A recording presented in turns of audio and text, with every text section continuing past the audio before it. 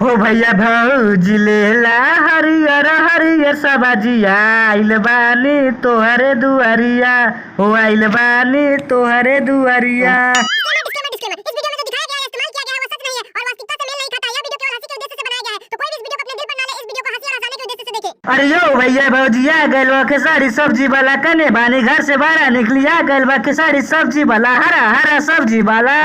अरे रे बबुआ के साड़ी रे बबुआ के साड़ी काका बेचा तारा रे सब्जी में काका बेचा तारा रे सब्जी सब्जी करा तारा कौन कौन सब्जी बाबा रे बाबू बताओ न रे। ओ पवन भैया सब सब्जी बा पवन भैया सब सब्जी बा कौन लेबे का बा बता दे बता नहीं कुछ वैरायटी कद्दू बा पत्ता गोभी बा टमाटर बा बैगन बा साग बा कौन कौन सब्जी चाहिए भैया पवन भैया बताई ना। अरे रे बबुआ के साड़ी सब सब्जी बा रे सब सब्जी बा चाहिए बताओ कि कद्दुआ के दाम कैसे बारे के साड़ी बताओ न तो कद्दुआ खाए के मन करता आज। ए पवन भैया कद्दुआ भी बड़ा महंगा बा पवन भैया लेकिन तबो बेचे तानी बतावा बता दे तानी दमा 20 रुपया के एक कद्दुआ पवन भैया बहुत छोटा बा लेकिन। अरे छकवा के सड़िया छोटा कद्दू तो 20 रुपया का है रे कितना लूटा तारा सब्जी मेरे बाबू कितना तू लूटा तारा छोटा कद्दू के 20 रुपया झूठ बोलवा हमें तरे। अरे पवन भैया झूठ नहीं क्या बोला तानी मार्केट में बड़ा महंगा हो गया बस सब्जी पवन भैया लेबे के मन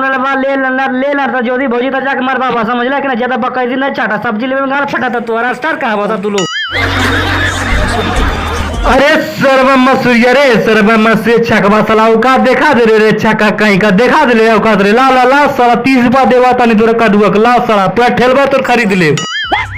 हो भैया भौजी लेला हरियर हरियर सब्जिया आइल बानी तोहरे दुआरिया।